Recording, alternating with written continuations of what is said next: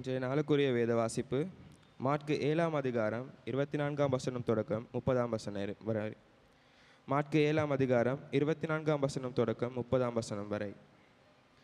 பின்பு அவர் எழுந்து அவ்விடம் விட்டு புறப்பட்டு சீதோன் பட்டணங்களில் எல்லைகளில் போய் ஒரு வீட்டுக்குள் பிரவேசித்து ஒருவரும் அதை அறியாதிருக்க விரும்பியும் அவர் மறைவாயிருக்க கூடாமற் போயிற்று. அசுத்த ஆவி பிடித்திருந்த ஒரு சிறு பெண்ணின் தாயாகிய ஒரு ஸ்திரீ அவரை குறித்து கேள்விப்பட்டு வந்து அவர் பாதத்தில் விழுந்தாள். அந்த ஸ்திரீ சிரோபேனேக்கியா தேசத்தாலாகிய கிரேக்க ஸ்திரியாயிருந்தாள். அவள் தன் மகளை பிடித்திருந்த பிசாசை துரத்துவிட வேண்டுமென்று அவரை வேண்டிக் கொண்டாள்.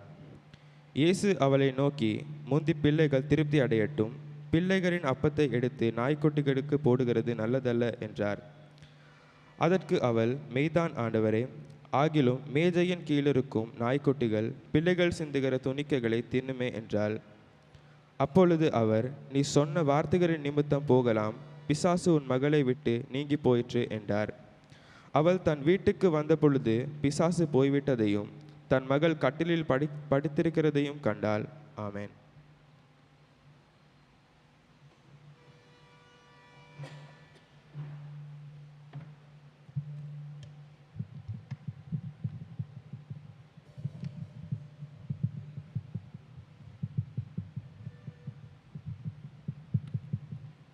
நேற்று கொழும்பு பூராவும் 12 மணித்தியாலம் தண்ணி வெட்டினாங்கண்ணா. தண்ணியில் தான் நிறைய பேருக்கு ஏன்னா அதனால் இப்போ நேற்று ஒரு வித்தியாசமான நாள். இன்றைக்கு காலையில் தான் நிறைய பேருக்கு தண்ணி வந்து அப்போ நான் எதிர்பார்த்தேன் இன்றைக்கி நிறையா பேர் அதனால் லேட் ஆகின்னு சொல்ல. ஆனால் நீங்கள் நிறைய பேர் லேட் ஆகல, எல்லாருமே நேரத்தோடு வந்திருக்கிறீங்க. அதனால் எனக்கு பெரிய ஒரு அற்புதமாக இருக்காது. ஆகவே வந்ததுக்கு உங்களுக்கு நன்றி செலுத்துகிறோம். உங்களுக்கு தெரியும், நாங்கள் மாற்கு புத்தகம் தியானித்து வருகிறோம். கேட்குது இல்லையா நாங்கள் சொல்கிறது? ஓகே, மாற்கு புத்தகத்தை நாங்கள் தியானித்து வருகிறோம். முதல் 6 அதிகாரங்களை நாங்கள் வெற்றிகரமாக பூர்த்தி செஞ்சோம். அதில் எவ்வளவு நாங்கள் கற்றுக்கொண்டோம் சொல்லி நாங்கள் 2 முறை வினாவிடை போட்டி வச்சு நாங்கள் டெஸ்ட் பண்ணியிருந்தோம். அதில் ஒரு குரூப், நிர்மலா கவுன் குரூப் வென்றிருக்கிறாங்க, கப்பெல்லாம் தூக்கியிருக்கிறாங்க, நிறைய பேர் ஸ்பான்சர் பண்ணியிருக்காங்க. இப்போ நாங்கள் 7ஆம் அதிகாரத்தை தொடர்ந்து வாசிட்டு வருகிறோம், அதை தியானித்து வருகிறோம். ஏன்னா அப்போ நீங்கள் வீட்டில் போயிட்டு இந்த புத்தகத்தை நீங்கள் திரும்ப திரும்ப வாசிங்க. என்ன சொன்னால், நாங்கள் இயேசு கிறிஸ்துடைய பிள்ளைகள், கிறிஸ்தவர்கள், கிறிஸ்துவ பின்பற்ற வேண்டிய பொறுப்பு தான் எங்களுடைய பிரதான பொறுப்பு. ஆகவே கிறிஸ்து யார், கிறிஸ்து என்ன செய்யக்கூடியவர், என்ன செய்தார், எதை எதிர்பார்க்கிறார், எல்லாத்தையும் நாங்கள் இயேசு கிறிஸ்துவ வாழ்க்கையில் வந்து அறியலாம். ஆகவே நான் உங்களை உற்சாகப்படுத்துகிறேன். இந்த ஆராதனைக்கு பின்பதாக நாங்கள் வேதத்தை நாங்கள் தனிப்பட்ட ரீதியில் வாசிப்போம், இயேசு கிறிஸ்துவ வாழ்க்கையை. அதே நேரத்தில் நாங்கள் சேமன் மூலமாக கற்றுக்கொள்வோம், எங்களோட சிறுகுழுக்கு மூலமாக கற்றுக்கொள்வோம். தனிப்பட்ட ரீதியில் நாங்கள் அதை மேலதிக ஸ்டடி செய்வோம். ஆகவே இயேசு கிறிஸ்துவ போல மாறுறதுக்கு நாங்கள் இந்த சந்தர்ப்பத்தை நாங்கள் பயன்படுத்தி கொள்வோம். இன்றைய நாளிலும் உங்களுக்கு தெரியும் பிரியமானவர்களே, நாங்கள் மாற்கு 7ஆம் அதிகாரம் 24 to 30 வரைக்கும் ஒரு சின்ன குட்டி கதை ஒன்று இருக்குது. அதை தான் நாங்கள் தியானிக்க போகிறோம். நீங்கள் கேள்விப்பட்டிருப்பீங்க, வாசிச்சிருப்பீங்க இந்த கதையை. ஆனால் சரியாக சில நேரம் தெளிவாக இருக்காது. ஆனால் இன்றைய நாளில் நாங்கள் அதை குறித்து பார்க்க போகிறோம்.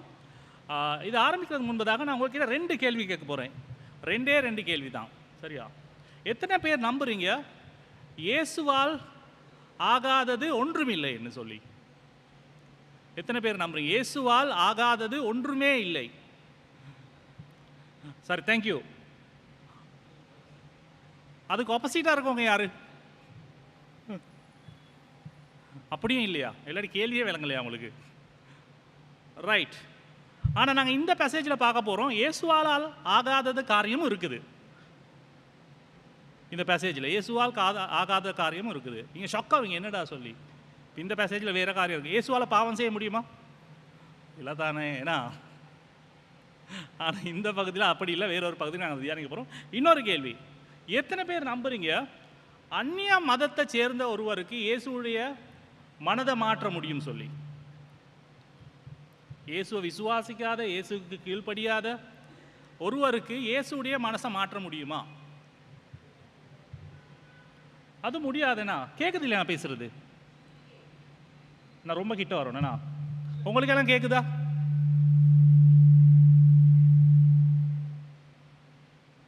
ஆதித்யா கேட்குதா? அவரு கேட்கல, அவர் ரியாக்ட் பண்ணுறாரு இல்லை. நவீன் கேட்குதா? ரைட். அப்போ இந்த என்னுடைய தலைப்பு வந்து வேதத்தில் இருக்க தலைப்பை தான், இயேசுவானவரும் சீரோபேனிக்கியா பெண்ணும். அப்போ நான் ஏற்கனவே போட்ட தலைப்பு வந்து இயேசுவானவரின் தோல்வியும் சீரோபேனிக்கியா பெண்ணின் வெற்றியும் சொல்லி தான் போட்டேன். அப்போ நீங்களாம் அதை ஏற்றுக்கொள்ள மாட்டீங்கன்னு சொல்லி நான் அதை விட்டுட்டேன், தலைப்பு ஒன்று மாற்றலை. இப்போ இந்த கதையிலேருந்து நாங்கள் 5 காரியங்கள் கற்றுக்கொள்ள போகிறோம். இன்றைய நாளில் வாசித்து அதில் தியானித்து 5 காரியங்கள் கற்றுக்கொள்ள போகிறோம். ஆகவே நீங்கள் விழிப்பாக கேளுங்க, வேதத்தை வாசிங்க. இந்த காரியம் உண்மைக்குமே வேதத்தில் இருக்கா சொல்லி நாங்கள் பார்க்க போகிறோம். சரியா? ஆகவே நாங்கள் ஜெபிச்சு ஆண்டவருக்கு சொல்லுவோம். ஆண்டவருடைய வார்த்தை சொல்லுகிறது, வேத வசனங்கள் அனைத்தும் இறைவனின் உயிர் மூச்சினால் கொடுக்கப்பட்டிருக்கின்றன. அவை கற்றுக் கொடுப்பதற்கும் கண்டிப்பதற்கும் தவறை திருத்துவதற்கும் நீதியாய் வாழ பயிற்றுவிப்பதற்கும் பயனுள்ளவையாய் இருக்கின்றன. அதனூடாக இறைவனுடைய ஊழியன் எல்லா விதமான நல்ல செயல்களையும் செய்வதற்கு முழுமையான ஆயத்தத்தை பெற்றுக்கொள்கிறான். இதுதான் வேத வார்த்தை செய்ய போகுது. ஆகவே அதை எங்களோட வாழ்க்கையில் செய்யும்படி நாங்கள் ஆண்டவர்கிட்ட கேட்டு ஜெபிப்போம். ஆண்டவர் இந்த வார்த்தைக்காக நன்றி. இன்றைய நாளிலும் நீங்கள் எங்களோடு கூட இருக்கிறதுக்காக நன்றி. ஆண்டவரே, நாங்கள் ஒரு குழுவாக, ஒரு குடும்பமாக உமது வார்த்தையை கற்றுக்கொள்ள, உமது வார்த்தையினால் நாங்கள் கண்டிக்கப்பட, தவறுகளை திருத்துவதற்கு, நீதியாய் வாழ்வதற்கு எங்களுக்கு உதவி செய்யணும்னு ஜெபிக்கிறோம். எங்களை ஆண்டவரே உம்முடைய நல்ல செயல்களுக்காக எங்களை ஆயத்தப்படுத்தணும்னு ஜெபிக்கிறோம். ஆண்டவரே, நீங்கள் தாமே எங்களை குடும்பத்துக்கு ஆசீர்வாதமாகவும், எங்களுடைய சமூகத்துக்கு, எங்களுடைய சபைக்கு ஆசீர்வாதமாகவும், எங்களுடைய தேசத்துக்கு ஆசீர்வாதமான பிள்ளையாகவும் மாற்றணும்னு ஜெபிக்கிறோம். இயேசுவின் வல்லமையுள்ள நாமத்தினாலே ஜெபிக்கிறோம் தூய பிதாவே, ஆமேன். சரி, 5 காரியங்கள் நாங்கள் பார்க்க போகிறோம். முதலாவது தான் இந்த பகுதியில் நாங்கள் முதலாவது வசனம், இந்த எல்லாம் ஒவ்வொரு வசனத்தையும் நான் விடல, சில வசனம் இது ஒரு கதையாக இருந்தாலும் இந்த கதையோட தொடர்புடைய வசனத்தில் நான் ஸ்டார்ட் பண்ணுறேன். முதலாவது இந்த கதையில் நான் கற்றுக்கொள்ள வேண்டிய முக்கியமான விஷயம்தான் தனிமையின் முக்கியத்துவத்தை குறித்து இந்த கதை எங்களுக்கு கற்றுக் கொடுக்குது. சரியா? தனிமையின் முக்கியத்துவம். பிரியா, அடுத்த ஸ்லைடுக்கு போமா? ஓகே. அந்த இடத்துல பாருங்கள், இயேசு நாங்கள் பார்த்தோம் போன முறை நாங்கள் மும்மொழி ஆராதனையில் எங்களுடைய பிரசங்கியார் சொன்னார், இயேசு கிறிஸ்துடைய குழுவை, இயேசு கிறிஸ்துவ பரிசேயர்களும் வேதபாரகர்களும் விமர்சிக்கிறாங்க, குற்றம் கண்டுபிடிக்கிறாங்கன்னு நாங்கள் பார்த்தோம். வேணா அப்போ அது அந்த நேரத்தில் இயேசு கிறிஸ்து இருந்தது பலஸ்தீன பிரதேசத்தில். இப்போ அடுத்த வசனம் இன்றைய நாளில் ஆரம்பிக்குது. 24வது வசனத்தை பாருங்கள். இயேசு அவ்விடத்தை விட்டு புறப்பட்டு, அதாவது அந்த யூதர்கள், பரிசேயர்கள், சதுசேயர்கள், வேதபாரர்கள் இருக்கிற அந்த விமர்சிக்கிற இடத்துல இருந்து புறப்பட்டு தீரு பட்டணத்தின் சுற்றுப்புறத்திற்கு சென்றார். இப்போ இதை வாசோன்னு எங்களுக்கு தெரியாது எங்கே இருக்குது தீரு, ஏன்னா அந்த எந்த இடத்துல இருந்தாலும் சொல்லி எங்களுக்கு போன கிழமை நாங்கள் பார்த்தோம். ஆனால் இந்த முறை தீருங்கிறது உங்களுக்கு தெரியும், இஸ்ரவேலில் சுற்றி இருக்கிற நாடுகள் இருக்குது. சரியா? சில நேரம் இந்த ஒரு பெண்ணோடு அங்கே வர்றேன்னா, அப்போ அதுகளை பார்க்குற நேரம் இவர் நாடை விட்டு நாடு போடுறாரு, இன்னொரு நாட்டில் இருந்து இன்னொரு நாட்டுக்கு போகிறாரு. சிலர் சொல்கிறாங்க அந்த பெண் இருந்த நாடு லெபனான் பிரதேசம் சொல்லி. சரியா? இப்போ அந்த இடத்துல இப்போ நாங்கள் தீவுகளில் இருக்கிறோம், எங்களோட நாடு தீவுனால எங்களுக்கு இன்னொரு நாட்டுக்கு போகிறது கடல் கடந்து போகணும், வீசா வேணும். ஏன்னா ஆனால் இப்படி பக்கத்து நாடுகள், இப்போ இந்தியாவில் இருக்கிறவங்களுக்கு நேபாளுக்கெல்லாம் ஈஸியாக போகலாம், நடந்தே போகலாம். ஏன்னா அமெரிக்காவில் இருக்கிறவங்களுக்கு கனடாவுக்கு நடந்தே போகலாம். ஏன்னு சொன்னால் அங்கே நிலம் தான் பார்டராக இருக்குது. அப்போ இயேசு கிறிஸ்துவுக்கும் குடும்பம் தான் இருந்தது. அவர் இருந்த இடத்துல இருந்து தீரு பட்டணத்துக்கு போகிறதுக்கு, அதாவது இன்னொரு நாடு கடந்து போகிறார். அப்புறம் பாருங்கள், அவர் ஒரு வீட்டுக்குள் போய், அப்போ இது யூதர் இருக்கிற இடமா இல்லை, இது அந்நியர்கள் இருக்கிற இடத்துக்கு இயேசு கிறிஸ்து போகிறார், ஒரு வீட்டுக்கு போகிறாரு. அப்போ ஷுவராக தெரியும் இந்த தீரு பட்டணத்தில் யூதர்கள் இருக்கிற மாட்டாங்க, ஒரு அந்நியருடைய வீட்டுக்கு தான் அவர் போகிறார். வீட்டுக்கு போய் தான் அங்கு இருப்பதை ஒருவரும் அறியாதிருக்க வேண்டும் என்று விரும்பினார். அவருக்கு வேணும் தனியாக இருக்க, ஏன்னா யாரும் அவர் இருக்கிறது அறிஞ்சிருக்கக்கூடாது சொல்லி அவர் நினைக்கிறாரு. ஆனால் பாருங்கள் கடைசி வசனம், அதுதான் பாயிண்ட். ஆயினும் அவரால் மறைவாக இருக்க முடியவில்லை. இப்போ தான் சொன்னீங்க இயேசுவால் கூடாத காரியம் ஒன்றும் இல்லைன்னு சொல்லி. ஆனால் இயேசு கிறிஸ்துவுக்கு மறைவாய் இருக்க முடியவில்லை. பாருங்க பிரியமானவர்களே, இயேசு கிறிஸ்து இந்த நாங்கள் மாற்கு புத்தகத்தெல்லாம் கவனிக்கிற நேரம் இயேசு கிறிஸ்து அடிக்கடி ஒரு தனிமையான இடத்துக்கு போகிறாரு. ஏன்னா அவரோட வாழ்க்கையில் ஒரு பேட்டர்னாக இருக்குது. இந்த நேரம் அவர் தனியாக மலைக்கு போகிறாரு, ஏன்னா கரையில் போய் இருக்கிறாரு. ஏன் போகிறாருன்னு சொல்லி நான் கேட்டால் அவங்களுக்கு தெரியும் பதில். ஏன் போகிறாரு? ஜெபிக்கிறதுக்கு போகிறாரு, பிதாவோடு நேரத்தை செலவழிக்கிறதுக்கு போகிறாரு. வேற என்னதுக்கு போகிறாரு? ரிலாக்ஸ் பண்ணுறதுக்கு, ஓய்வு எடுக்கிறதுக்கு. என்ன சொன்னால் நிறையா ஊழியம், ஏன்னா அவர் வந்திருக்காது 3.5 வருஷம். அந்த 3.5 வருஷத்துக்குள்ளே நிறையா ஊழியங்கள் இருக்குது. ஏன்னா பேய் விரட்ட இருக்குது, சாப்பாடு கொடுக்க இருக்குது, இயற்கை இது பண்ண இருக்குது, அவருடைய பிரசங்கங்கள் இருக்குது. நிறைய ஊழியங்கள் பக்கம் தான் இருக்கார். அவர் பிஸி ஷெட்யூல் ஒன்று இருக்குது. இந்த பிஸி ஷெட்யூல்லே அவரும் ஓய்வு எடுக்கிறாரு. ஏன்னா அவர் ஓய்வு எடுக்கிறதுக்கு போகிறாரு. அப்புறம் நிறைய வேலைகள் இருந்து இப்போ வேதம் சொல்லி தானே நாங்கள் ஓய்வு எடுக்கணும்னு சொல்லி. இப்போ இந்த இடத்துல வந்து தனிமையாக இருக்கிறது குறித்து ஒரு எம்பசி. சில நேரம் அவருக்கு பாருங்கள், அவர் செய்கிற ஊழியங்கள் மத்தியில் அவருக்கு விமர்சனங்களும் அதிகம். ஏன்னா இவ்வளோ தான் ஊழியம் செஞ்சாலும், இவ்வளோ தான் நன்மைகள் செஞ்சாலும், ஒரு குரூப் ஒன்று வந்து கொண்டு இருக்குது அவருக்கு பின்னுக்கால, அவருக்கு குறை கண்டுபிடிக்கிறதுக்கு. ஏன்னா அப்போ அதுவும் ஒரு பெரிய ஸ்ட்ரெஸ் தான். இப்போ நீங்கள் ஊழியம் செய்கிறதுக்கு வர்றீங்க, உங்களை விமர்சிக்க ஸ்டார்ட் பண்ண உங்களுக்கு எப்படி ஸ்ட்ரெஸ்ஸாக இருக்கும் தானேண்ணா. என்னடா இவங்களை பார்த்து நான் ஊழியத்துக்கு நான் இவ்வளோ கஷ்டப்பட்டு போகிறேன், இவ்வளவு செலவழித்து போகிறேன், இவ்வளோ நேரம் கொடுத்து போகிறேன், அதுலேயும் இவங்க நல்லதை பெற்றுக்கொள்கிறாங்க, இல்லை குறை தான் கண்டுபிடிப்போம். அந்த ஸ்ட்ரெஸ்ஸும் ஏசு கிறிஸ்துக்கு இருக்குங்க. இப்போ இது வந்து ஒரு ஏசு கிறிஸ்து எங்களுக்கு ஒரு பேட்டர்னை காண்பிக்கிறாரு. நாங்கள் தனியாக இருக்க வேண்டிய அவசியம் இருக்குது. ஏன்னா நாங்கள் எங்களோட வாழ்க்கையில் எவ்வளோ தான் வேலை செஞ்சாலும், எவ்வளோ தான் இப்போ நிறைய பேருக்கு எங்களுக்கு பிஸி, ஏன்னா இந்த நேரம் ஓடிக்கொண்டே தான் இருப்போம், தனியாக இருக்கிறதுக்கு டைமே இல்லை. பிரியமானவர்களே, நாங்கள் ஆண்டவரோடு பாதத்தில் இருந்து அவர்கிட்டருந்து பலத்தை பெற்றுக்கொள்வதற்கு தனியாக இருக்கணும்னு சொல்லி ஏசு எங்களுக்கு வலியுறுத்தார். தனிமையின் முக்கியத்துவம். சில நேரம் பிரச்சனைகள்லேருந்து நாங்கள் சில நேரம் ஒதுங்கி இருக்கிறதுக்கு, தனியாக இருக்கிறதுக்கு. அதுக்கு ஏன்னா எங்களுடைய வேலை பளுவிலேருந்து, கடினமான வேலைகள்லேருந்து நாங்கள் ஒதுங்கி இருக்கிறதுக்கு, ஒரு ரெஸ்டாரண்ட் எடுக்கிறதுக்கு, விமர்சனங்கள்லேருந்து நாங்கள் ஒதுங்கி இருக்கிறதுக்கு, பிதாவினுடைய பிரசன்னத்தில் நாங்கள் தங்கி இருக்கிறதுக்கு, அவர்கிட்ட இருந்து பலத்தை பெறுவதற்கு நாங்கள் தனியாக இருக்குது. சில நேரம் பிரியமானவர்கள், எங்களுடைய வாழ்க்கையில் எங்களுடைய வாழ்க்கையை நாங்கள் மீளாய்வு செய்து பார்ப்பதற்கு நாங்கள் தனியாக இருக்கிறதுக்கு. நாங்கள் எத்தனை பேர் எங்களோட வாழ்க்கையை தினந்தோறும் மீளாய்வு செய்து பார்க்குறோம்? காலையில் எழும்புறோம், ஜெபிக்கிறோம், ஓடுறோம், வேலைக்கு வேலையெல்லாம் முடிச்சுட்டு வரோம், திரும்ப யாரையோட சண்டை பிடிச்சிட்டு திரும்ப வரோம், தூங்குறோம். ஆனால் மீளாய்வு செஞ்சு பார்க்குறோமா? ஆண்டவர் எங்களுக்கு கொடுத்த வாழ்க்கையை நாங்கள் எப்படி பயன்படுத்தினோம்? இன்றைக்கி ஆண்டவருக்கு கீழ்ப்படிஞ்சு நடந்தோமா? ஆண்டவருக்கு பிரியமான காரியங்களை நாங்கள் செஞ்சோமா? எங்களுடைய பக்கத்து வீட்டுக்காரரோட நான் சரியான முறையில் பேசினேனா? என்னுடைய வேலை ஸ்தலத்தில் என்னோட வேலை செய்கிறவங்களுக்கு நான் பேசின வார்த்தைகள் சரியாக உபயோகிச்சனா? சபையில் நான் சக கிறிஸ்தவர்களோடு நல்லபடியாக நடந்து கொண்டேனா? தேவையில்லாத ஊர்வலைகளை கழுவினனா? இல்லை கேட்க வேண்டிய கேள்வி. ஏன்னா வீட்டில் பிரச்சனையை வச்சுட்டு வெளி பிரச்சனைகளை தேடி போனேனா? சில நான் கேட்டு பார்க்க இருக்கு.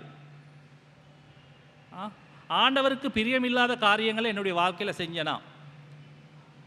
பிரியமானங்கள், இதெல்லாம் நாங்கள் தனியாக இருந்து செய்ய வேண்டிய விஷயங்கள். சில எங்களோட வாழ்க்கையில் நாங்கள் அப்படியான தனிமையான நேரம் இருக்குதா எங்களுக்கு? தனிமையான நேரம் வந்து வேதம் வாசிக்கிறது நல்லோம். ஏன்னா வேதம் வாசிக்கிறோம், ஜபிக்கிறோம் நல்லோம். ஆனால் இதுகளே நாங்கள் அந்த வேதத்தின் வார்த்தையின் அடிப்படையில் நாங்கள் செஞ்சோமா சொல்லி நாங்கள் கேட்க வேண்டிய பொறுப்பு இருக்குது. உங்களுக்கு தெரியும் பிரியமானவர்களே, இயேசு கிறிஸ்துக்கு வந்து அவருடைய வாழ்க்கையில் ஒரு மிகப்பெரிய பாடுகளுக்கு கூடாக செல்ல வேண்டிய சூழ்நிலை இருந்தது. அவருக்கு தெரியும், இந்த 3 வருஷத்துக்கு பிறகு நிறைய கொண்டு போட்டுருவாங்க, இதை என்னுடைய ஜனமே என்னாமல் இல்லாமல் பண்ணிடுவாங்க, அவருக்கு தெரியும். ஆனால் அவர் அடிக்கடி தனியாக போயிட்டு ஆண்டவர்கிட்ட பிரசன்னத்தில் அவர் அவனை தயார்படுத்தி கொண்டார். தாவீதை எடுத்து பாருங்கள். தாவீதுக்கு பாருங்கள், ஆடு மேய்ப்பனாக இருந்து ராஜா ஆகிற வரைக்கும் பல தரப்பட்ட பிரச்சனை. தாவீதோடு இருந்தவங்க எல்லாமே பிரச்சனைக்குரியவங்க. ஏன்னா ஆனாலும் அவர் ஆண்டவரோடு தனிமையாக இருக்கிறத மறக்கல. அதனால தான் இன்றைக்கி நூற்றுக்கணக்கான சங்கீதங்கள் எங்களுக்கு கிடைச்சிருக்கு அவருடைய தனிமையின் விளைவா. மோசே வணங்கா கழுத்துள்ள மக்களை 40 வருஷம் நடத்தினார். எதுக்கெடுத்தாலும் குறை, எதுக்கெடுத்தாலும் முறுமுறுப்பு. ஆனால் அவர் அடிக்கடி நாங்கள் பார்க்குறோம் மலைக்கு ஏறுறாரு. இமயமலைக்கு இல்லை, ஏன்னா சீனாய் மலைக்கு ஏதாவது ஒரு மலைக்கு ஏறி அவர் ஆண்டவரோடு நேரம் செலவிக்கிறதுக்காக. யாக்கோபு ஆண்டவரோடு தனிமையாக இருந்து போராடி அவருடைய ஆசீர்வாதத்தை பெற்றுக்கொள்கிறார். நாங்கள் எத்தனை பேர் இன்றைக்கி எங்களுடைய தனிமையான நேரத்துக்கு முக்கியத்துவம் கொடுக்குறோம்? நான் சொல்கிற தனிமையான நேரம், நீங்கள் அம்மாவையும் அப்பாவையும் விட்டு, ஏன்னா வைஃபையும் புருஷனையும் விட்டு தனியாக ரூமில் போயிட்டு ஒரு ஃபோனோடு நிற்கிற தனிமையான நேரம் இல்லை. சிலருக்கு விருப்பம் ஃபோனோட தனியாக இருக்கு. அந்த தனிமையை பற்றி நான் பேசலை, மிஸ் அண்டர்ஸ்டாண்ட் பண்ண. ஃபோனும் இல்லாத தனிமை, அதுதான் நீங்கள் இந்த வாரம் செய்ய போனது.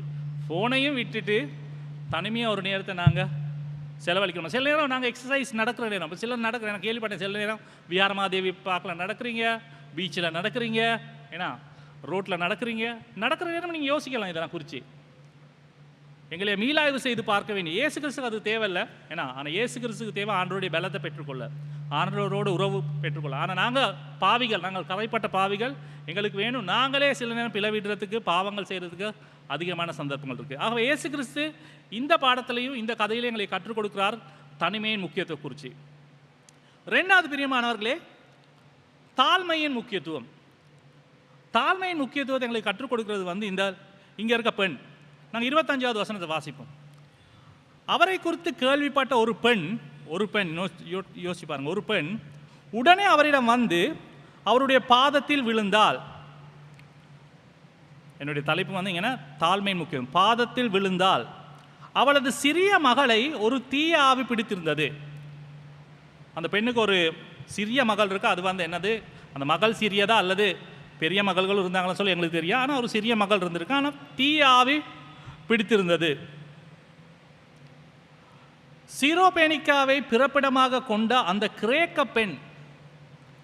சரி, அப்போ இவ எங்களுக்கு விளங்குது, இந்த பெண் வந்து ஒரு யூத பெண் இல்லை, ஒரு புறஜாதி, வேறொரு நாட்டை சேர்ந்தவர். நான் ஏற்கனவே சொன்னேன், சிரியா பகுதியில், லெபனான் அந்த பகுதியில் இருந்து ஒரு பெண். கிரேக்கன்னு சொன்னால் எங்களுக்கு மொழியாக தான் விளங்கும், சில நேரம் இனமாகவும் அந்த காலத்தில் இருந்திருக்குது. கிரேக்க பெண் தன் மகளிடத்தில் இருக்கும் அந்த பேயை துரவித்து விடும்படி, இதே நோட் பண்ணிக்கொள்ளுங்க, நான் பிறகு வரேன். தன் மகளிடத்தில் இருக்கும் பேயை துரத்தி விடும்படி இயேசுவை கெஞ்சி கேட்டு கொண்டாள். பாருங்க, இது தாழ்மையின் அடையாளம் என்ன இருக்குது? ஒன்று, அவள் மற்ற யூதர்கள் விழுந்தனால அவரும் இயேசு கிறிஸ்து வந்து பாதத்தில் விழுகிறத பார்க்குறோம். அப்புறம் இயேசுவை கெஞ்சி கேட்குறதும் ஒரு தாழ்மையின் அடையாளம். ஏன்னா இந்த இடத்துல அதை தான் நாங்கள் பார்க்குறோம். ஆனால் பாருங்கள், இந்த இடத்துல முதலாவது வசனம் சொல்லுது, இந்த பெண் இயேசு கிறிஸ்துவை அறிந்த ஒரு பெண் இல்லை, அனுபவித்த ஒரு பெண் இல்லை. ஒரு இடத்துல மத்தேயு புத்தகத்தில் போட்டிருக்குது, இந்த தேசத்திலிருந்து இயேசு கிறிஸ்துடைய செய்தியை பிரசங்கத்தை கேட்கறதுக்கு, மலை பிரசங்கத்தை கேட்கறதுக்கு இந்த தேசத்திலிருந்து வந்தாங்க சொல்லி மத்தேயு புத்தகத்தில் சொல்லப்பட்டிருக்கு. சில நேரம் அந்த பெண் அந்த இடத்துல இருந்தாங்களா தெரியாது. ஆனால் இந்த பெண் வர்றது எப்படின்னா, கேள்விப்பட்டு தான் வர்றா, இயேசு கிறிஸ்துவை குறித்து கேள்விப்படுறா. இப்போ நாங்கள் மாட்கு 1ஆம் அதிகாரம்லேருந்து 6ஆம் அதிகாரம் வரைக்கும் பார்த்துருக்கோம். அதில் நாங்களும் கேள்விப்படுறோன்னா இயேசு கிறிஸ்து வாசிச்சிருக்கோம். இயேசு கிறிஸ்து என்ன செய்யக்கூடியவர்? 2 விஷயங்களை கேள்விப்படுறோம். இயேசு கிறிஸ்துவை குறித்து நல்ல விஷயங்களும் கேள்விப்படுறேன்னா, இயேசு கிறிஸ்து இயற்கையை கட்டுப்படுத்துகிறார், 5000 பேரை போஷிக்கிறார், நோய்களை சுகமாக்குகிறார், பேய்களை விரட்டுகிறார். இப்படி இயேசு கிறிஸ்துவை குறித்து ஒரு பக்கத்தில் நாங்கள் கேள்விப்படுறோம். இன்னொரு பக்கம் இயேசு கிறிஸ்துவை குறித்து விமர்சனங்களையும் நாங்கள் கேள்விப்படுறோம். ஐயோ, இயேசு கிறிஸ்துவா, அவர்னா யூத சம்பிரதாயங்களை மதிக்கிறதே இல்லை, ஏன்னா எங்களோட பாரம்பரியங்களை மிதித்து போடுறாரு. ஏன்னா ஒரு காமன் சென்ஸும் இல்லை, கை கழுவாமல் சாப்பிட்றாங்க, ஓய்வு நாளில் சாப்பிட்றாங்க. இது என்ன இயேசு கிறிஸ்து? ஒரு பக்கம் இயேசு கிறிஸ்து விமர்சிக்கவும் படுறார். சில நேரம் இந்த பெண் 2ஐயும் அறிஞ்சிருக்கலாம். இயேசு கிறிஸ்துவ குறித்து நல்ல விஷயங்களை அறிஞ்சிருக்கு, கேள்விப்பட்டிருக்கலாம். இயேசு கிறிஸ்துவ குறித்து இருக்கிற தவறான அபிப்பிராயங்களை குறித்தும் அந்த பெண் அறிஞ்சிருக்கலாம். ஆனால் பாருங்கள், அவள் கேள்விப்பட்டு இந்த பெண் டிசைட் பண்ணுறா இயேசு கிறிஸ்து கிட்ட இருந்து நல்ல விஷயங்களை பெற்றுக்கொள்றதுக்கு. அப்போ இந்த பெண் என்ன கேள்விப்பட்டு ஒரு தீர்மானம் எடுக்கிறா, இயேசு கிறிஸ்துடைய வல்லமை எப்படியாவது பெற்றுக்கொள்றதுக்கு, இயேசு கிறிஸ்துடைய விடுதலை எப்படியாவது பெற்றுக்கொள்றதுக்கு, இயேசு கிறிஸ்துடைய ஆசீர்வாதத்தை தன்னுடைய வீட்டுக்கு எப்படியாவது கொண்டு வர்றதுக்கு இந்த பெண் என்ன செய்கிறா? தாழ்மை. தன்னுடைய அந்த காலத்தில் யூதர்களை குறைவாக தான் பார்த்தாங்க அந்நிய ஜாதிகள். ஆனால் அந்த பெண் ஒரு பெண்ணாக இருந்தும் கூட இயேசு கிறிஸ்து கிட்ட வந்து தாழ்மை அடைஞ்சி பாதத்தில் விழுந்து கெஞ்சி கேட்குறத நாங்கள் இந்த இடத்துல பார்க்குறோம் பிரியமானவர்களே. அது அந்த அன்னைக்கு அவள் தாழ்மை அடைஞ்சி நாங்கள் பின்னால் பார்க்குறோம். அவருடைய வார்த்தை கூட ஒரு தாழ்மையின் வார்த்தையாக இருக்குது. நாங்கள் அடுத்த வசனங்களை பார்க்கலாம். இயேசு கிறிஸ்து அவளை நாய்க்குட்டிகளுக்கு ஒப்பிடுற நேரம் கூட அவள் பரவாயில்ல, நாய்க்குட்டிகள்னு சொன்னாலும் பரவாயில்ல சொல்ல அந்த நேரத்துலையும் தன்னை தாழ்த்துக்கிற நாங்கள் இந்த இடத்துல நாங்கள் பார்க்குறோம். பிரியமானவர்களே, இயேசு தன்னை தாழ்த்துறதுனால தான் பிரியமானவர்களே இயேசு கிறிஸ்து கிட்ட வந்து அந்த ஆசீர்வாதத்தை பெற்றுக்கொள்ளக்கூடியமாக இருக்குது. பிரியமானவர்களே, இன்றைக்கும் ஆண்டவர் எங்கள்கிட்ட தாழ்மையை எதிர்பார்க்கிறார். வேதத்தில் எனக்கு பிடிச்ச ஒரு வசனம் வந்து, இது வந்து எல்லா இடத்துக்கும் பொருந்தும், சபைக்கு மாத்திரமல்ல, இது எல்லா குடும்ப சூழ்நிலையிலையும், நாங்கள் வேலை செய்கிற இடத்துலையும் பொருந்தமான வசனம். அடுத்த ஸ்லைடை போடுங்க பிரியா. உங்கள் தலைவர்களுக்கு கீழ்ப்படிந்து அவர்களுடைய அதிகாரத்துக்கு பணிந்து நடவுங்கள், ஏனெனில் அவர்கள் கணக்கு கொடுக்க வேண்டியவர்களாக உங்கள் மீது கண்காணிப்பு செய்கிறார்கள். இது அவர்களுக்கு சுமையாக இல்லாதபடி இதை அவர்களுக்கு மனமகிழ்ச்சியுடன் செய்யத்தக்கதாக நடந்து கொள்ளுங்கள், இல்லையேல் அது உங்களுக்கு எவ்வித நன்மையும் தராது. இல்லையேல் அது உங்களுக்கு எவ்வித நன்மையும் தராது. பிரியமானவர்களே, நாங்கள் இருக்கிற இடத்துல சில நேரம் இது சபையாக இருக்கலாம், சில நேரம் குடும்பத்தில் கூட தலைமைத்துவம் இருக்குது. என்ன பிரியமானவர்களே, குடும்பத்தில் தலைமைத்துவம் இருக்குது, சபையில் தலைமைத்துவம் இருக்குது, நாங்கள் வேலை செய்கிற இடத்துல தலைமைத்துவம் இருக்குது. ஏன்னா சில நேரம் எங்களோட சமுதாயத்தில் கூட தலைமைத்துவங்கள் இருக்குது. நாங்கள் தலைமைத்துவம் இருக்கிற நேரம் ஆண்டோட வார்த்தை என்ன சொல்லுது, அந்த தலைமைத்துவத்துக்கு நாங்கள் பணிந்து நடக்க சொல்ல இருக்குது. நாங்கள் சில நேரம் தலைமைத்துவத்தோடு ஆகிய பண்ணிக்கொண்டு ஏன்னா எதிர்வாக பேசுகிற நேரம் சில நேரம் தலைமைத்துவம் செயற்படாமல் இருக்கிறதுக்கு காரணமாக நாங்கள் மாறுறோம். பிரியமானவர்களே, இது குடும்பத்துக்கும் பொருந்தும். குடும்பத்திலையும் தலைமைத்துவம் இருக்குது, ஏன்னா சபையிலையும் தலைமைத்துவம் இருக்குது. அப்போ ஆண்டவருடைய வார்த்தை தெளிவாக சொல்லுது, நாங்கள் பணிந்து போக இருக்குது. இப்போ பாருங்கள், வேதத்தில் தெளிவாக சொல்லப்பட்டிருக்கு, நாங்கள் புறஜாதிகளால் ஆளுகை செய்யப்பட்டாலும் புறஜாதிகளுடைய தலைமைத்துவத்துக்கும் நாங்கள் அடங்கி போக இருக்கு. எங்களோட நாட்டு ஆளுகை செய்யப்படுகிறது வேறு வேறு மதத்தை சேர்ந்தவங்களால். அவங்களோட நாங்கள் எதிர்த்து போகலுமா? நான் சின்ன வாலிபனாக இருந்த காலத்தில், இப்போயும் வாலிபன் தான் சரியா, முன்ன இருந்த காலத்தில் ஒரு போதகருடைய மனைவியோட அவங்க போகிற வழியில் தான் என்னுடைய வீடு இருந்துட்டு அவங்க என்னைய ட்ரைவ் பண்ணிட்டு போனாங்க. அவங்களோட அன்னைக்கு போன நாள் என்னுடைய வாழ்க்கையில் மிகப்பெரிய ஒரு டேர்னிங் பாயிண்ட். நான் அவங்களுக்கு கிட்டத்தில் அதை சொன்னேன், இது பல வருஷங்களுக்கு முன்பு. அந்த நேரம் எனக்கு பைக் இருந்தது. அப்போ நான் பைக்கில் போகிறேன்னு உங்களுக்கு தெரிந்தானே, ரோட் ரூல்ஸை மீறினாலும் மீறலாடியும் எங்களுடைய காவல் அதிகாரிக்கு நிப்பாட்டி நீங்கள் அதை செஞ்சீங்க இது சொல்லுங்க சொல்லி தடை அடிப்பாங்க. அப்போ நானும் கிறிஸ்தவ ஆவிக்குரிய இதில் இருக்க நான் நல்லா சரியாக இருந்திருந்தால் நான் அவங்களோட ஆகியூ பண்ணுவேன். நான் அவங்க அரக்கக்கரையனே அவங்க அறியட்டமே ஆவே சொல்லி நான் இது வெட்டலாம் சொல்லி நான் பெரிய ஆகியூ பண்ணி அந்த ஆகியூ பண்ணுறதுனால அநேக சந்தர்ப்பத்தினால எனக்கு நான் கிட்டத்தட்ட 4-5 தடக்கொலை கிடச்சிருக்கு என் வாழ்க்கையில். இந்த தடக்கொலை எல்லாமே கிடைச்சது நான் ஆகியூ பண்ண போயிட்டு நான் பிழை விடலை. நான் சரியாக தான் நான் அது சில நேரம் பிழை விட்டுருப்பேன் சரியா, ஆனால் அநேகமாக நான் பிழை விடாமல் சரியான வழியில் போக தான் ட்ரை பண்ணுவேன். மிஸ்டேக் நடந்திருக்கலாம். ஆனால் அவங்களோடலாம் கிட்டத்தட்ட 3-4 தடக்கொலை கிட்டத்தட்ட 5 எடுத்திருப்பேன். நான் நினைக்கிறேன் 5ம் இல்லை 4 எடுத்திருப்பேன். எந்த தடவையும் அவங்களோட ஆகியூ பண்ணித்தான். அப்புறம் இந்த போதகர் ஒய்ஃபோட நான் போய் கொண்டு வந்தேன் ஒரு தடவை டிரைவில், அவங்களையும் நிப்பாட்டிட்டாங்க. அப்போ நானும் நினச்சேன் இவங்களும் நல்லா ஆவிக்குரிய கிறிஸ்தவங்க தான், இவங்களும் ஆகியூ பண்ணுவாங்க. என்ன சொன்னால் கிறிஸ்தவர்கள் சரியாக ரோட்டில் ஓட்ட வேண்டிய பொறுப்பு எங்களுக்கு இருக்குது தானே, ஏன்னா விதிகளை பின்பற்றி எங்களுக்கு பொறுப்பு ஒன்று இருக்குது, எங்களுக்கு லஞ்சம் கொடுக்கலாம்.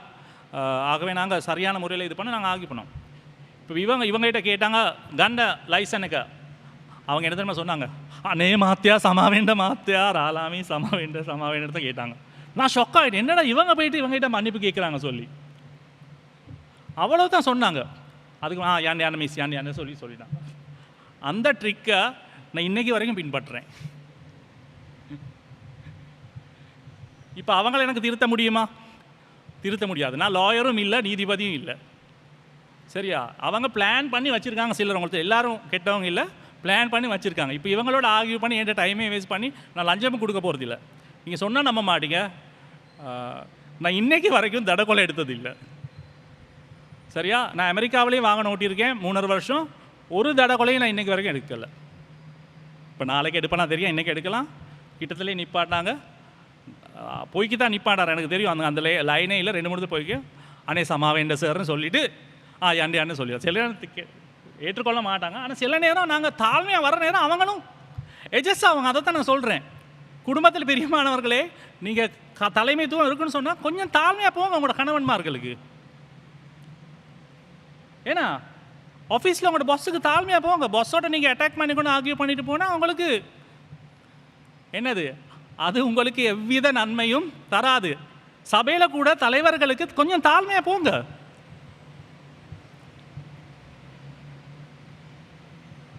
இதோட சேவை நிப்பாடிடுவோமா? வேணாண்ணா, அடுத்த போயிட்டு போவோம். ரைட். 3வது, அப்போ நாங்கள் தனிமையின் முக்கியத்துவம் பார்த்தோம். 2வது தாழ்மையின் முக்கியத்துவம். 3வது தனித்துவத்தின் முக்கியத்துவம். சரி, தனித்துவத்தின் முக்கியத்துவம். இந்த இடத்துல பாருங்கள் பிரியமானவர்களே, 27வது வசனம், அவர் அவளிடம் முதலில் பிள்ளைகள் அவர்களுக்கு வேண்டியதை சாப்பிடட்டும், ஏனெனில் பிள்ளைகளின் அப்பத்தை எடுத்து நாய்க்குட்டிகளுக்கு போடுவது சரியில்லை என்றார். பாருங்கள், இயேசு கிறிஸ்து ஒரு கடுமையான வார்த்தை. இப்போ இதெல்லாம் புது மொழிபெயர்ப்பில் தான் நாய்க்குட்டிகள்லாம் போட்டிருக்கு, ஆரம்ப மொழிபெயர்ப்பில் நாய்கள்னு போட்டிருக்குது. அப்போ இயேசு கிறிஸ்து அவங்கள பார்த்து நாய்களேன்னு சொன்ன மாதிரி இருக்குது. அப்போ ஒரு கடுமையான வார்த்தைனா, ஆனால் இயேசு கிறிஸ்து உண்மைக்கு நாய்கள்னு சொல்லலை. இப்போ நான் அவங்களே போயிட்டு நாயே நன்றி மறந்த நாய் அப்படி சொன்னால் எப்படி இருக்கும்? நீங்கள் இனி இந்த இடத்துல சிலுவையில் அரைஞ்சிருப்பீங்க, இதில் நான் தான் தொங்குவேன். ஆனால் இயேசு கிறிஸ்து அப்படி சொல்லலை, நாய்க்குட்டிகளுக்கு ஒரு உதாரணமாக சொல்கிறாரு. இது ஒரு குழப்பத்தை ஏற்படுத்திய ஒரு வார்த்தை. ஆனால் இயேசு கிறிஸ்து இதை ஏன் சொல்கிறாரு சொன்னால், அடுத்த வசனத்தில் பார்க்கலாம், அவரோட விசுவாசத்தை டெஸ்ட் பண்ணுறதுக்கு தான். அவள் எவ்வளவு தாழ்மையாக போகிறா, எவ்வளவுக்கு இறங்கி வர்றா, எவ்வளவுக்கு விசுவாசிக்கிறான் டெஸ்ட் பண்ணுறதுக்காக தான் போகிறேன்னு சொல்லி நாங்கள் அடுத்த இதில் பார்க்கலாம். அப்போ இயேசு கிறிஸ்து இந்த வார்த்தையில் சொன்னாலும் நாங்கள் பார்க்குறோம் பிரியமானவர்களே, இயேசு கிறிஸ்து இந்த இடத்துல முக்கியமான சத்தியம் சொல்கிறாரு. நான் வந்தது இந்த யூதர்களுடைய என்ன சொல்கிறது, அந்த வரம்புக்குள்ளே செயற்படுறதுக்காக. அதாவது அவரோட மினிஸ்ட்ரி பிரியமானவர்கள், அவர் இந்த உலகத்துக்கு வந்தது முழு ஊடகத்தை ரட்சிப்பதற்காக. ஆனால் அதற்கு அவர் தெரிவு செஞ்சு கொண்ட ஊடகம் தான் இஸ்ரவேலர். சரியா? அவர் இஸ்ரேலையும் ஊழியம் செஞ்சு கொண்டு அமெரிக்காவுக்கு ஓடிக்கொண்டு இலங்கைக்கு ஓடிக்கொண்டு எல்லா இடத்துக்கும் ஓடுறதுக்கு வரல. ஏதாவது ஒரு ஃபோக்கஸ் பண்ணி நாங்கள் ஊழியம் செய்கிறது வலியுறுத்துறாரு. அதாவது அவர் அவருக்கு முடியும் எல்லாருக்கும் வேலை செய்ய. ஆனால் அவர் ஒரு சரீரத்தில் வந்தது யூத பாரம்பரியங்களுக்கு கீழாக யூதர்களுக்குள்ளேயே ஒரு 12 பேரை தெரிவு செஞ்சு அவங்கள கட்டி எழுப்பி அவங்களுக்கு கூடாக இந்த சபைங்கிற ஸ்தாபனத்தை முழு உலகத்துக்கும் பரப்புறது தான் அவருடைய நோக்கம். அவரோட நோக்கம் இல்லை எல்லா நாட்டுக்கும் போயிட்டு ஒவ்வொரு தலைவர்களும் உருவாக்க. யூதர்கள் மத்தியில் ஒரு 12 பேரை தெரிவு செஞ்சு அவங்களுக்கு கூட கட்டி எழுப்புறது. அதாவது ஒரு ஃபோக்கஸ் மினிஸ்ட்ரி. சில பெரியமானவர்கள் எங்களுக்கும் ஒரு தனித்துவமான ஊழியம் இருக்க வேண்டியிருக்குது. எங்களையும் ஆண்டவர் அழைக்கல. நான் அடிக்கடி சொல்கிற விஷயம், இன்றைக்கி இங்கே, அடுத்த கிழமை இன்னொரு இடத்துல, அதுக்கு அடுத்த கிழமை இன்னொரு இடத்துல, ஏதாவது ஒரு இடத்துல, அல்லது எங்களே ஒரு 5-6 ஊழியங்களை செய்கிறதுக்கு கெப்பாசிட்டியானவங்க இருக்கிறீங்க. இப்போ அப்சராக்கெல்லாம் பிரியாக்கெல்லாம் 5-6 மினிஸ்ட்ரி செய்யக்கூடிய கெப்பாசிட்டி இருக்குது. ஆனால் எல்லாரையும் ஆண்டவர் அழைக்கல. ஆனால் ஏதாவது ஒரு தனித்துவமான ஊழியத்துக்கு ஆண்டவர் அழைச்சிருக்கிறாரு. ஏன்னா அந்த ஊழியத்தை நீங்கள் கண்டுபிடிக்க இருக்குது. எதுக்கு ஆண்டவர் எங்களை அழைச்சிருக்கு, அதுக்கு ஃபோக்கஸ் பண்ணுறதுக்கு நாங்கள் நீங்கள் எந்த ஊழியத்தை தெரிவு செஞ்சாலும் பிரியமானவர்களே, அதில் கட்டாயம் நீங்கள் ஆதாயப்படுத்துகிற ஊழியம் இருக்கணும். அந்த ஊழியத்தில் ஈடுபடுறவங்களை கட்டி எழுப்புகிற ஊழியம் இருக்கணும். அதுக்காக தான் ஆண்டவர் அழைச்சிருக்கிறாரு. இல்லை எனக்கு கோஆர்டினேட் பண்ணுறது தான் விருப்பம், எனக்கு கணக்கு வழக்கு பார்க்குறது தான் விருப்பம், எனக்கு க்ளீன் பண்ணுறது தான் விருப்பம், எனக்கு கேம்ப் ஆர்கனைஸ் பண்ணுறது தான் இருக்கும், அதெல்லாம் இருக்கணும் பிரியமான. அதெல்லாம் செய்கிறதுக்கு காரணம் நாங்கள் ஒரு ஆதாயப்படுத்துறதுக்கு ஆண்டவருக்காக, அதுக்கப்புறம் ஆண்டவருக்குள்ளே அந்த ஆதாயப்படுத்தணும் கட்டி எழுப்புறது. இது எல்லா ஊழியத்தில் இருக்கணும். நீங்கள் சவுண்ட் செய்யறிஞ்சாலும் பிரியா, மல்டிமீடியா செஞ்சாலும் அதை நீங்கள் செய்ய, அதுக்காக தான் ஆண்டவர் அழைச்சிருக்கிறாரு. அதுதான் எங்களுடைய பிரதான ஊழியம். அதே நேரத்தில் அதுக்கு அப்பால் செய்கிறது தான் செகண்டரி ஊழியம்னு நாங்கள் சொல்லுவோம். எங்களுக்கு டைம் இருக்கிற நேரம், எங்களுக்கு அவசர தேவைகளுக்கு இப்போ இன்றைக்கி எங்களுக்கு ஷரோன் உதவி செய்கிறாரு. அவருடைய பிரதான ஊழியம் மியூசிக்காக இருந்தாலும் அவருடைய பிரதான ஊழியடை இங்கே இல்லை, அவர் ஆங்கிலிக்கன் சர்ச். ஆனால் இன்றைக்கி எங்களுக்கு அவசரத்துக்காக அவர் எங்களுக்கு அந்த ஊழியத்தை பொறுப்பு கொடுத்துட்டு எங்களுக்கு உதவி செய்கிறாரு. இது செகண்டரி. அதை விட்டுட்டு வரல அவர், சரியா? அதை ஒரு ஒழுங்குமுறையில் விட்டுட்டு இன்னொரு ஆளுக்கு பொறுப்பு கொடுத்து, சில ஆளுகள் அப்படி தான் என்னென்னா ஒரு பொறுப்பு கொடுத்தா யார் செய்கிறாங்க ஒன்றுமே தேடி பார்க்குறது, அதை அப்படியே விட்டுட்டு போகிறது. அப்போ எங்களுக்கு பிரியமானவர்கள் இந்த இடத்துல நாங்கள் பார்க்குறோம் ஒரு தனித்துவமான ஊழியத்துக்கு ஆண்டவர் அழைச்சிருக்காரு எங்களை ஒவ்வொருவரையும். அதுக்கு நாங்கள் ஃபோக்கஸ் பண்ண இருக்குது. அதுதான் பிரியமானவர்கள் இஃபெக்டிவ். அதனால தான் இயேசு கிறிஸ்து பாருங்கள், இயேசு கிறிஸ்து உருவாக்கின அந்த 12 பேரும் தான் இந்த உலகத்தை கலக்கியவர்கள். ஏன்னா அதில் ஒரு ஆள் அவரோட வாழ்க்கையை முடிச்சு கொண்டார். ஆனால் பார்க்கணும் உலகத்தை கலக்கியவர்கள் அவங்க தான் மற்றவர்களை ட்ரெயின் பண்ணி உலகத்துக்கு நிறைய நாடுகளுக்கு சீஷர்களை அனுப்புனாங்க. ஆகவே நாங்கள் அழைக்கப்பட்டிருக்கிறோம் அப்படியான தனித்துவமான ஊழியத்துக்கு. இயேசு கிறிஸ்து வந்தது எல்லா மக்களுக்காகவும் வந்தாலும், எல்லா மக்களுக்காகவும் மரித்து உயிர்த்தெழுந்தாலும் அவர் வந்தது யூத மக்களுக்கு ஊடாக சேவை செய்வதற்கு. அப்போ அதை நாங்கள் இந்த இடத்துல காண்பிக்கிறத நாங்கள் பார்க்குறோம். இன்றைக்கி உங்களுடைய தனித்துவமான ஊழியம் என்ன? ஆண்டவர் எதை செய்கிறதுக்காக உங்களே அழைச்சிருக்கிறார்? சொல்லாதீங்க ஞாயிற்றுக்கிழமை காலையில் ஆராய்ச்சிட்டு போகிறதுக்கு தான் ஆண்டவர் என்ன அழைச்சிருக்கான்னு சொல்லுவாங்க. ஆண்டவர் யாரையும் அதை அழைக்கலை. அப்படின்னு சொன்னால் ஆண்டவர் எங்களையே பரலோகத்திலே வச்சுருப்பார். ஏன்னா பரலோகத்தில் வச்சுருக்கலாம், இல்லாட்டி யூடியூப் மூலமாக எங்களுக்கு வீட்டில் இருந்தே செய்யலாம் ஆராதனையை. ஏன்னா ஒரு நல்ல சேவனு கேட்கலாம் தானே யூடியூப்பில். ஒரு நல்ல பாட்டு செட் ஒன்று போட்டால், கிறிஸ்துவ பாட்டு செட் போனால் அதிலே ஆராதிச்சுட்டு போகலாம். அதை செய்கிறதுக்கு இவ்வளோ தூரம் வரணுமா? இல்லை. ஆண்டவர் எங்களை அழைச்சிருக்கிறது மற்றவர்களை ஆதாயப்படுத்த, அதே நேரத்தில் அவங்கள கட்டி எழுப்புறதுக்கு. மற்றதெல்லாம் எங்களோட செகண்டரி ஊழியமாக மாறுகிறது. அப்போ தனித்துவமான ஊழியத்தின் முக்கியத்துவத்தை குறித்து இந்த கதை எங்களுக்கு கற்றுத்தருகிறது. அடுத்தது 4வது, தடைகளை தாண்டுவதின் முக்கியத்துவம். தடை தாண்டுவதின் முக்கியத்துவம். இப்போ பாருங்கள், இயேசு கிறிஸ்து 28வது வசனத்தை பார்ப்போம்.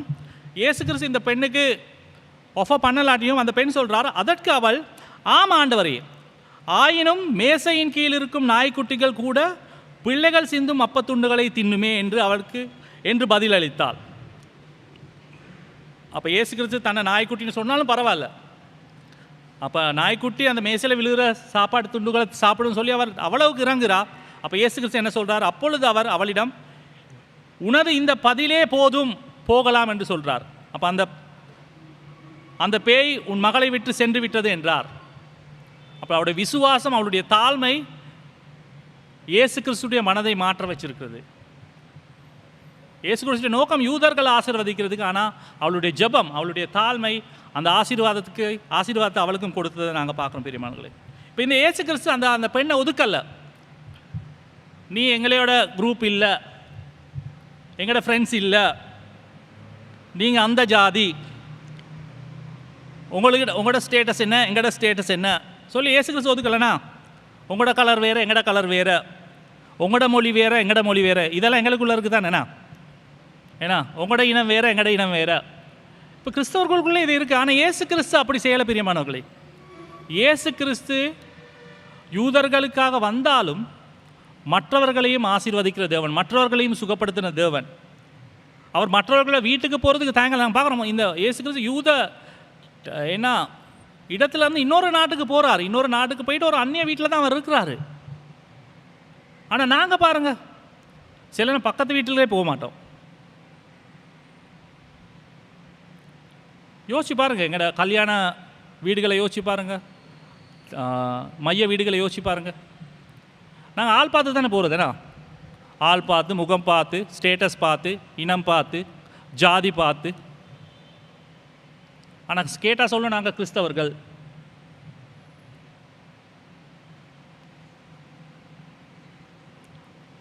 இந்த பகுதி எங்களுக்கு கற்றுக் கொடுக்குது தடை தாண்டுவது. அதாவது எங்களோட தடைகள், இந்த உலகம் வச்சிருக்க வரையறைகள், இந்த உலகம் வச்சிருக்கிற தராதரங்களுக்கு அப்பால் நாங்கள் போயிட்டு ஊழியம் செய்ய வேண்டிய பொறுப்பு எங்களுக்கு இருக்குது.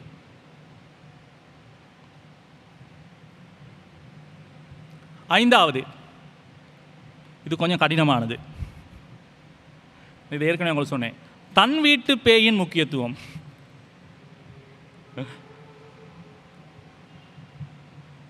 என்னடா இவர் ஒரு மாதிரியாக தலைப்புல போடுறாரு சொல்லி, தன் வீட்டு பேய். இப்போ இந்த பாருங்கள் 29, அப்பொழுது அவள், இப்போ உங்களுக்கு தெரியும் இந்த பெண்ணுக்கு தண்ட மகளுக்கு தான் பேய் இருந்துருக்குதுண்ணா. இப்போ நான் இந்த பெண்ணையும் பரிசேயர்கள், சதுசேயர்கள், வேதப்பார்களையும், இந்த பரிசேயர்கள், சதுசேயர்கள், வேதப்பார்களையும் இந்த பெண்ணையும் ஒப்பிடுற நேரம், இந்த பரிசேயர்கள், வேதப்பார்கள் என்ன செய்கிறாங்க? மற்றவங்களோட குறைய கண்டுபிடிக்கிறாங்க, ஏன்னா விமர்சிக்கிறாங்க. இயேசு கிறிஸ்துக்கும் பேய் இருக்குது, அவரும் பேயால் தான் அடுத்தவங்கள பேயை பற்றி தான் தேடுறாங்க, ஏன்னா. ஆனால் இந்த பெண்ணை பாருங்கள், அடுத்தவங்களோட யூத குலத்தில், யூத மதத்திலே பாரம்பரியத்திலே பிரச்சனைகள் இருக்குது, அதை குறித்து விமர்சிக்க வரல. ஏன்னா இயேசு கிறிஸ்துக்கு இவ்வளவு குறை இருக்குதுன்னு சொல்லி விமர்சிக்க வரல. இயேசுக்கு குறை இல்லை, ஆனால் குறை இருக்குதுன்னு சொல்லி விமர்சித்தாங்க. அவரோட நோக்கம் தன்னுடைய குடும்பத்தில் ஒரு பேய் இருக்குது, அந்த பேயை எப்படியாவது இல்லாமல் பண்ணணும்னு சொல்லித்தான். தன் வீட்டு பேயின் முக்கியத்துவம்.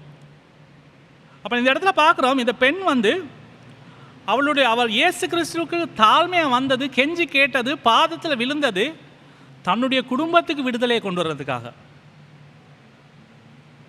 இன்றைக்கி பிரியமானவர்களே, எங்களை எல்லா குடும்பத்துலேயும் எங்கேயாவது ஒரு இடத்துல பேய் இருக்கும்.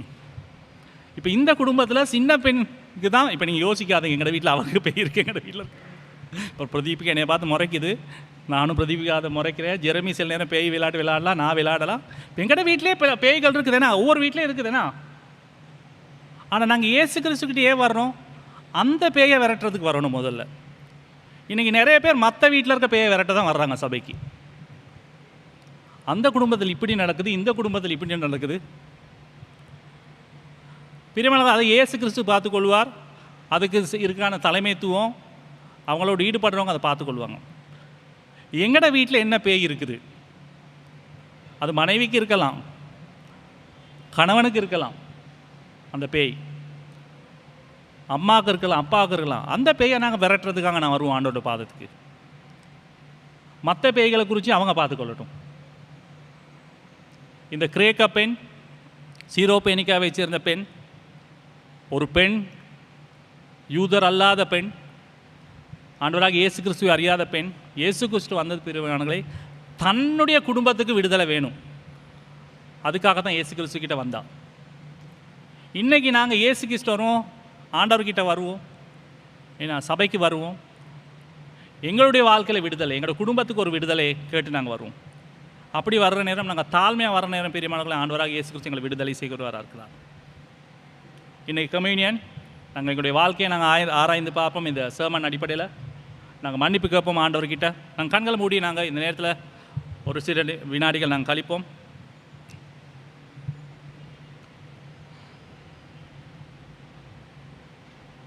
நாங்கள் செய்கிற பாவங்கள் ஒன்று தான் நாங்கள் தனிமையாக நேரம் செலவழிக்காதது.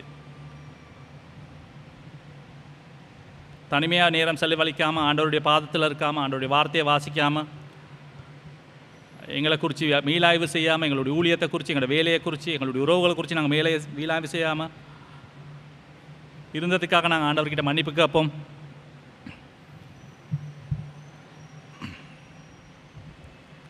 தாழ்மையாக இருக்காததை குறித்து நாங்கள் மன்னிப்பு கேட்போம். எதுக்கு எடுத்தாலும் நாங்கள் வாயடிச்சு கொண்டு தலைமைத்துவத்தை மதிக்காமல் செயற்பட்டதுக்காக எங்களுடைய குடும்பத்தில், எங்களுடைய சபையில், எங்களுடைய வேலை செய்கிற ஸ்தானங்களில் தலைமைத்துவங்களுக்கு எதிராக போனபடியால் நாங்கள் ஆண்டவர்கிட்ட மன்னிப்பு கேட்போம்.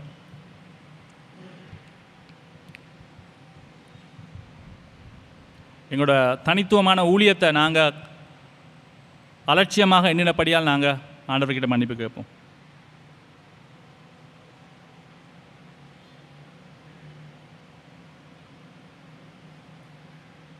அடுத்ததாக மற்றவர்களை நாங்கள் ஒதுக்கியதற்காக, எங்களை சாராதவர்கள் நாங்கள் ஜாதியின் அடிப்படையில், நிறத்தின் அடிப்படையில், மொழியின் அடிப்படையில், தராதரங்களின் அடிப்படையில் மற்றவர்களை ஒதுக்கி அவங்கள இழிவாக பார்த்தபடியால் நாங்கள் அவங்க ஆண்டவர்கிட்ட மன்னிப்பு கேட்போம்.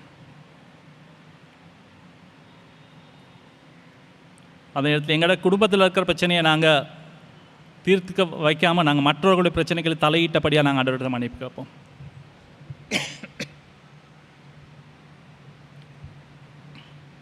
ஆண்டவரே, நாங்கள் நன்றி செலுத்துகிறோம் இந்த திருவிருந்துக்காக. ஆண்டவரே, எங்களுக்கு மன்னிப்பை தருவதாக நீங்கள் உறுதி செய்தபடியால் நன்றி. நாங்கள் மன்னிப்பு கேட்கும் பொழுது, தாழ்மையாக வரும் பொழுது எங்களை மன்னித்து எங்களை புதுப்பிக்கிற தேவன் என்றபடியால் நாங்கள் உங்களுக்கு நன்றி செலுத்துகிறோம். இன்றைய நாளிலும் ஆண்டவரே, நீங்கள் எங்களுக்கு கிருபையாக இருக்கிறபடியால் நன்றி, எங்களோடு கூட இருக்கிறபடியால் நன்றி. ஆண்டவரே, ஆண்டவரே, நாங்கள் மன்னிப்பை பெற்றவர்களாய், மனம் மாறியவர்களாய், பரிசுத்தவான்களாய் உமது பந்தியிலே கலந்து கொள்ள எங்களை ஒவ்வொருவருக்கும் உதவி செய்யுங்கள்.